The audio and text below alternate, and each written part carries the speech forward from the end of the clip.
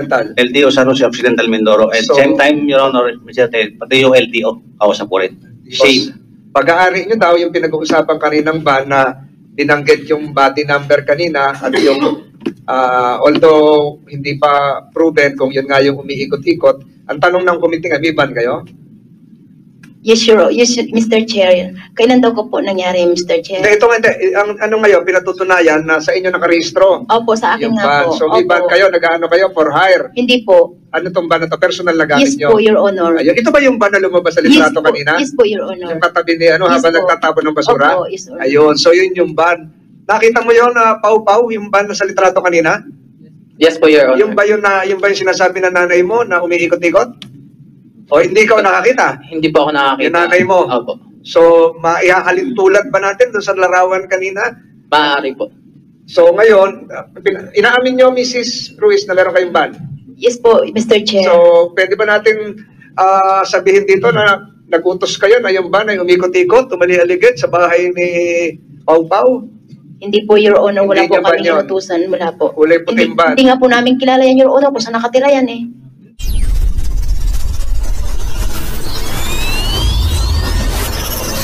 Well, nakita na naman sa ating pag-uusapan ngayon tungkol sa ban ni Franz Ruiz kung saan nakita itong umiikot-ikot sa bahay ni Pau Pau. Bago ka pa lang sa ating munting channel, huwag mo namang kalimutan mag-subscribe at pakihit na rin sa notification bell sa ulo para lagi tayo updated sa mga bago na upload tulad nito. Maraming salamat po. At itong hayaan ko paano nga ba tinanggi ni Franz Ruiz na hindi siya nag-utos na umikot-ikot ng kanilang ban sa bahay ni Pau Pau. LTO San Jose Occidental Mindoro. At same time, Your Honor, Mr. Ted, pati yung LTO, kawasan po rin. Same. Pag-aari nyo daw yung pinag-uusapan kaninang ban na binanggit yung body number kanina at yung although hindi pa proven kung yun nga yung umiikot-ikot, ang tanong ng committee nga, may ban kayo? Yes, Mr. Chair. Kailan daw ko po nangyari, Mr. Chair? Hindi, ito nga, ang ano ngayon, pinatutunayan na sa inyo nakarehistro. Opo, sa akin Yung nga ban. po. So, may Opo. ban kayo, nag-ano kayo for hire? Hindi po. Ano tong ban na to? Personal na gamit Yes nyo? po, Your Honor. Ayun. Ito ba yung ban na lumabas sa Yes litrato po. kanina? Yes po, Your Honor. Yung katabi ni ano, Yes habang po. nagtatapon ng basura? Opo, yes, Your Honor. Ayun, so yun yung ban. Nakita mo yun na pau-pau, yung ban na sa litrato kanina? Yes po, Your Honor. Yung ba yung sinasabi na nanay mo na umiikot-ikot? O hindi ikaw nakakita? Hindi po ako nakakita. Yung nanay mo? Opo. So, maihahalin tulad ba natin doon sa larawan kanina? Maaari po. So, ngayon, inaamin nyo, Mrs. Ruiz, na meron kayong ban? Yes po, Mr. Chair. So, pwede ba natin sabihin dito na nagutos kayo na yung ban ay umikot-ikot, tumali-aligid sa bahay ni Pau Pau? Hindi po, Your Honor. Wala Hindi po niya ban kami yun? inutusan. Wala po. Kulay puting ban. Hindi nga po namin kilala yan, Your Honor, kung saan nakatira yan eh. Ito si Pau Pau, hindi ka raw kilala kung sa kanina, wala kang anino, hindi ka ngayon alam kung saan ka nakatira. So, we leave it at that. Alam ba nilang bahay mo? Nung nag-apply ka, siyempre, dito ako nakatira. Opo, tinanong po nila yun nung bago po ako magpasok sa kanila. Saan barangay ka? Sabi ko po sa kanila, nakatira po ako dyan sa kabilang ilog lang po sa Sitio Aroma. Ganun kalayo sa tinitirahan ni na Mrs. Garcia? Ilog lang po ang pag-itan. Aroma na po. Iikot lang? Isang Opo, kilometro? sa tulay lang po. Isang kilometro. Maraming salamat na Major Nakar. If you can retrieve a copy of the Committee Secretary, a copy of the ORCR of the ban, said ban under the name of Mrs. Ruiz, that will form part of the records of this committee. Maraming salamat na Major Nakar. So we now go to the other resource persons here present. Darating pa ba si Senator Estrada? Bababa na. We now go to the, hintayin natin siya. What's the pleasure of Senator Tulfo? Aakit din kasi sana kung meron pa akong mga ibang atin na mga meeting. Sige, habang bababa siya, sa NBI lang siguro. Yung sa, so, i-lay down lang natin ito. Council, you are aware of, as well as Commission on Human Rights is here. Attorney Canapi, you're aware that in our jurisdiction, as well as in other jurisdictions as well, the results of a lie detector test or a polygraph test, while not conclusive, as held in Philippine Savings Bank versus Hazel T. This is the recent Supreme Court decision, June 15, 2020, in GR 202-0049, then by Justice Reyes. and I quote a portion, while the court held that the results of a polygraph test cannot be offered in evidence to prove the guilt or innocence of an accused in a crime, it does not mean that it has no weight at all. Unlike in criminal cases where the prosecution is required to establish proof beyond reasonable doubt, the burden of proof needed in labor cases, marami tayong tablis sa labor cases, is merely substantial evidence. Section 5, Rule 133 of the Rules of Court defines substantial evidence as that amount, quote-unquote, of relevant evidence which a reasonable mind might accept as adequate to justify a conclusion, unquote. Thus, the results of a polygraph test may be used in conjunction with other corroborative evidence to prove an allegation made by a party to a case. In this case, hindi ko na siguro dapat i-coach. Ibig sabihin po nito, bagamat hindi kagad determinative ang resulta ng polygraph test, ito po ay nakakatulong sa pag-determine kung nagsasabi talaga ng totoo o hindi. At kailangan din, makakatulong din po ito sa mga administrative cases, labor cases, etc. etc. Sa ngayon po sa Supreme Court ng ating bansa. While not admissible,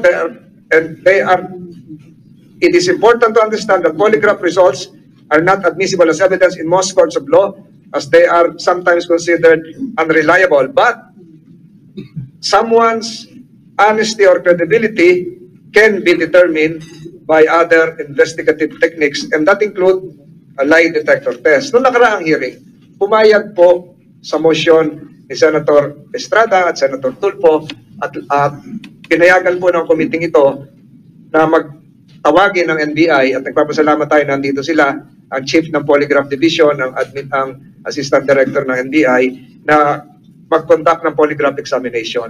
At voluntarily, sa tulong ng abogado rin, pumayag ang Ruiz Copol na sila ay hindi kayo pinilit na pumayag mag-undergo ng polygraph test. Ganun din si Mark Toroma, si John Patrick Sambahon ay sumailalim sa polygraph examination. For the record, pagkatapos po ng hearing, inabot po ng alas 6 na ng gabi natapos yung polygraph test. At sa parte naman po ni Mrs. Ruiz, ito po ay ginawa kinabukasan dahil ang payo ng doktor ay wag muna dahil tumaas ang kanyang presyon. At kayo po ay pinainom muna ng gamot, Mrs. Ruiz, tama po ba? At kinabukasan pa kayo sumailalim sa lie detector test, kasama po ang inyong asawa. Bago mo magtanong yung mga kasamahan ko, gusto ko lang establish ito. Sino po si Director Papa? Yes, nakita sa doktor din po kayo. Si Eddie Vitero, polygraph examiner, at si John Ferran. Kayo po ang nag-conduct ng polygraph examination. Pwede po, sino po ang pinaka-senior sa inyo? Mr. Ferran, kayo po ba ay kwalipikado sa field of polygraphy?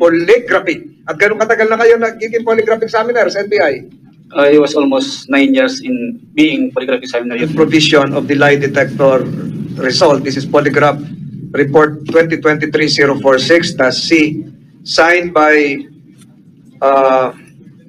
John Greg Ferran, polygraph examiner, and reviewed and approved by Mr. Basilio, and approved by Assistant Director Romel Papa.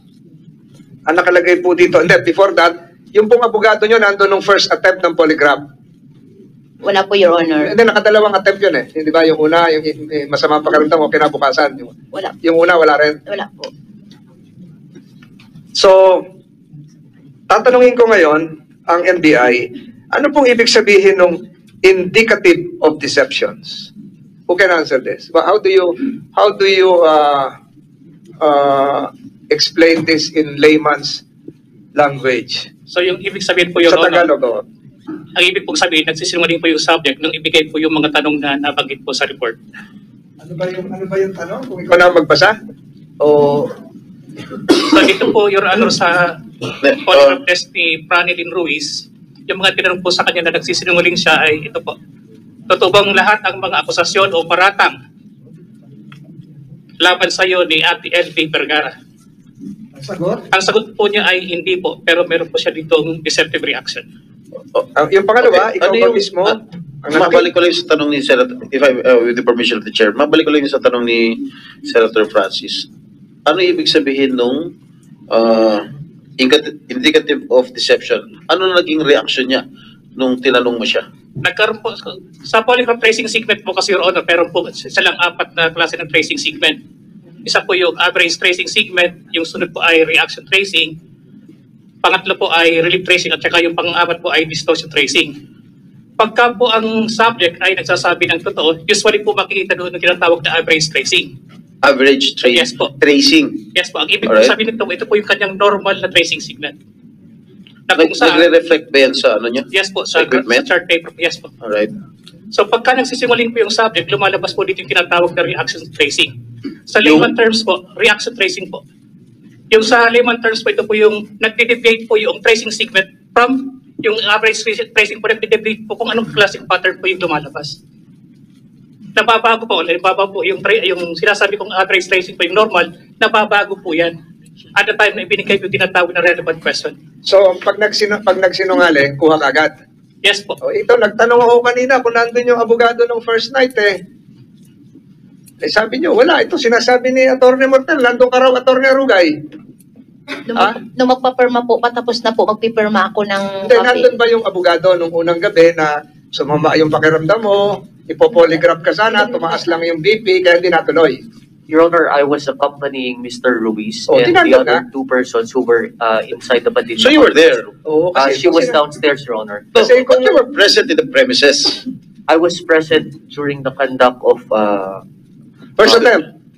at that time, can I relate Hindi, yung the unang, sequences, yung Your unang Honor? makatapos ng hearing, di ba, I was nag-polygraph? here from 1 p.m. until 6 p.m., Your Honor, during the conduct of polygraph examination for Mr. Ruiz as well as the 2 other witnesses. Ito nga, Well, kaya- after that, Your Honor, we went down to Oo, see my hindi natuloy client. kay Mrs. Ruiz kasi nga, High blood. high blood. Yes, Your Honor. Oo, so nandun, may counsel doon, di lang natuloy. Kaya kung talagang mali, di ipopolygraph natin to si committee secretary na. Ito na yung nalilil lang tayo, naliliis. So, They were together all that time, Your Honor. Oh, Me and nandun ka. Attorney Mortel. What about the second attempt dito sa pag-polygraph test kay Mrs. Franz? Were you there? Were you present? At the time that I arrived, Your Honor, they were already inside the room downstairs, Your Honor, and there was already machine that was attached to my client. Did you enter the room? At that time, Your Honor, I entered the room for purposes of counseling her with respect to the You were document there. that the NBI was asking her to Yes, sign. you were- After you were that, Your Honor, present. I was... si abogado naman pala Ito eh. naman si... Hanggang ngayon pa ba? Abogado. Hanggang ngayon pa ba? Sisunungaling ka pa rin? Ha? May I clarify, Your Honor? Mrs. Franz, tanongin ko lang si Mrs. Franz. Sinasabi mo rito sa committee to, wala kang abogado. Nung kinundak yung polygraph test sa iyo, wala nandun si attorney. Your Honor, Mr. Chair, nung pagsimula po namin wala si attorney, nagpapirma lang po siya, Your Honor, and Mr. Chair, saglit lang po siyang oras, umalis din po agad. Ay, hindi ka na kasalanan na umalis yung abogado mo. Basta nandun yung abogado mo. He was the one Nakita niya Nakita niya na- alam niya na merong polygraph undergoing examination. polygraph test.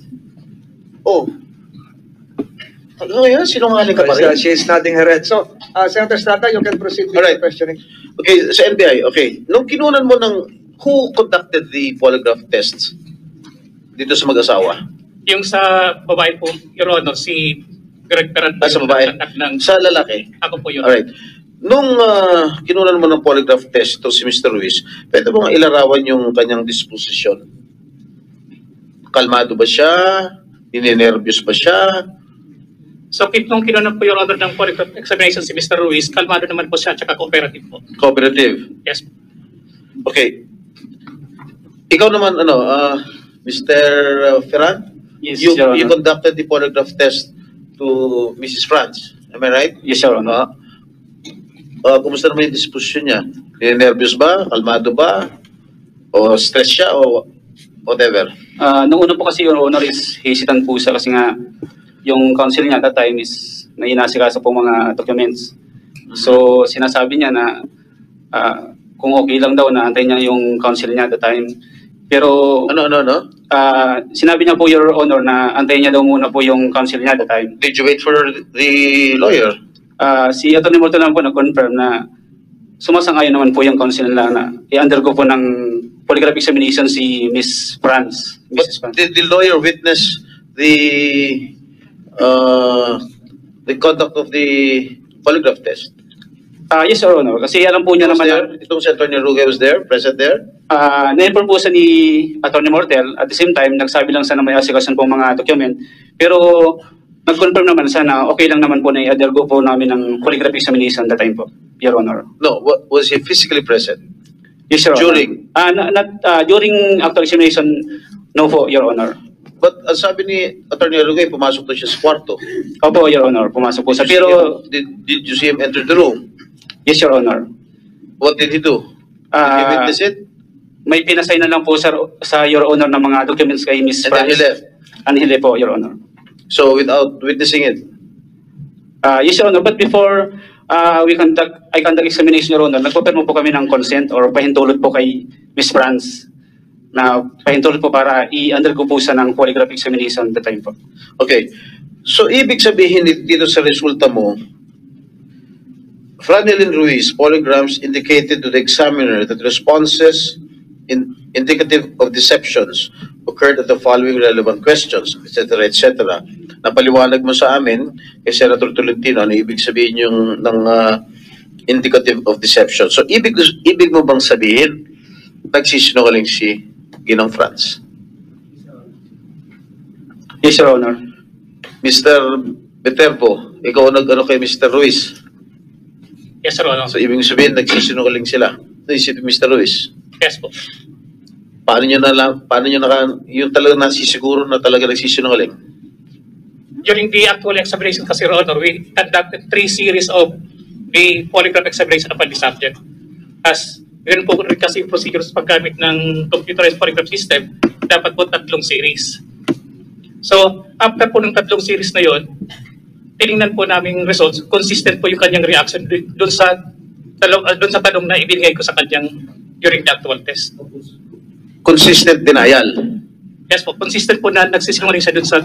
Consistent nagsisinungaling. Yes. Pero ang sagot ni Pablo, ang tanong mo, nakita mo ba o nakaharap ka ba nung nasaktan o minaltrato ni Franz si LV mula nang siya ay namasukan ng magtrabaho sa inyo noong August 11, 2019? Ang sagot niya, hindi po. Second question, yung bang tinatago, pinagtatakpan ng ginawang pananakit o pagmamaltrato ni Franz kay LV? Ang sagot niya, hindi po. So, paano mo nalaman na nagsisinungaling? So, kasi nga po yung sa result na record po ng computerized polygraph system po natin. Di ba? Minsan, tumataas yata yung blood, yung presyon. Is that an indication na nagsisinungaling? Hindi naman. Hindi po. At the time po kasi, Your Honor, na nakita namin, tumataas po yung BP niya, hindi po namin tutuloy yung polygraph examination. Dahil hindi po siya suited for... Okay, kasi layman lang kami, hindi namin alam. We are not familiar with this lie detector test or this polygraph test. What are the indications para malaman, for us to know that the subject is lying? Aside from what you said, ano pa bang indications meron that are present? So, nakadepende po kasi kami, Your Honor, doon po sa nire-record po ng instrumento. Kung ano po yung lumalabas po sa instrumento, doon po kami nagbibigay po ng conclusion. You want to add, Mr. Ferran? Sige. Assistant Director. Dr. To make it simple, ang beauty ng polygraph is there are certain things that we cannot control. Physiologic ang term, pero sa Tagalog, heart rate, breathing, blood pressure. Ito yung mga bagay na hindi natin kayang i-control. Yeah, will it reflect in the machine? Yes, machine ayun yung sinasabi niya. Ayun, kasi masyadong malalim yung yung mga terms mo, hindi namin naintindihan eh. Yung series, sinasabi niya, nagtatanong tayo ng mga tanong na alam natin na tama. Anong pangalan mo? Anong birthday mo? So nakikita yung natitrace, nakikita yung malalaman kung ninenervyos ka? Yes. Ayun. However, pag gusto mong magsinungaling o pag nagsisinungaling ka, hindi mo makokontrol ang cardiac rate mo, ang breathing, ang respiration. So, yun ang beauty ng machine. Yun ang pinupunto ko. To simplify it, masyadong kumbaga sa law, masyadong Latin ang sinasabi mo, hindi namin maintindihan. Sige, i-simplify mo, Dr. Kaya paulit-ulit itong tinatanong. Binanggit nila kanina, 3 series. tinitingnan natin yung consistency, yung bang tracing ng heart rate mo, respiration, cardiac rate, blood pressure, consistent. Titingnan doon, nakikita kung ano yung parte na nagkakaspike. So pag nagkakaspike, chances of lying is higher. Okay. In their case, siguro these two gentlemen may answer it kasi sila nag-contact nung examine. In their case, nag-spike ba yung kanilang heart rate, blood pressure? Yes, Your Honor. Sino sa kanila? Both of them? Both of them po. Nag-spike yung heart rate? So that is an indication na nagsisinungaling sila. Is that the only indication? Senator Estrada, before you answer, siguro, in the interest again of fairness, nakikinig ang human rights, ano yung possible impact ng anxiety, high blood pressure, stress, kung mag-undergo ka ng polygraph? Mag-spike ba o normal lang? Kasi may doktor naman kasama dito, di ba? Meron bang magiging influence yung mataas ang BP mo? Kaysa kung normal ka lang, relax ka, kung mataas ang pressure, blood pressure mo, baka lumabas ka sinungaling. Meron ba ganun yan? Sir, that's precisely the reason why we get baseline vital signs bago natin i-test. And that was the reason why in the initial test, there was no test done because mataas ang BP niya.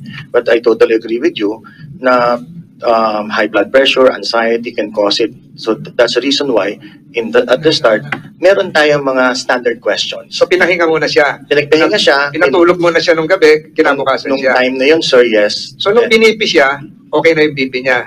I would presume.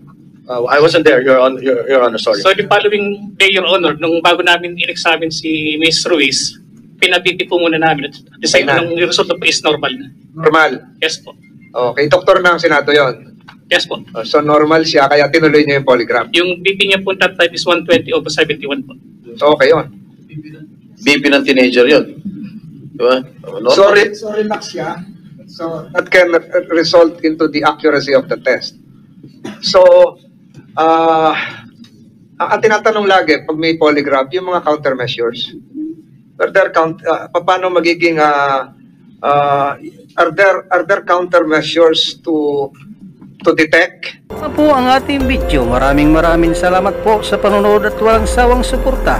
Ikaw, Idol, anong masasabi mo sa bidyong ito? Para sa inyong opinion, i-comment mo niyan sa ating comment section sa ibaba. At kung nagustuhan mo naman ang video ito, paiwan naman ako ng like at pasubscribe na rin sa ating munting channel. Maraming salamat po sa inyong panonood. Sama kayo na rin lang, mag-ingat. God bless. Bye-bye.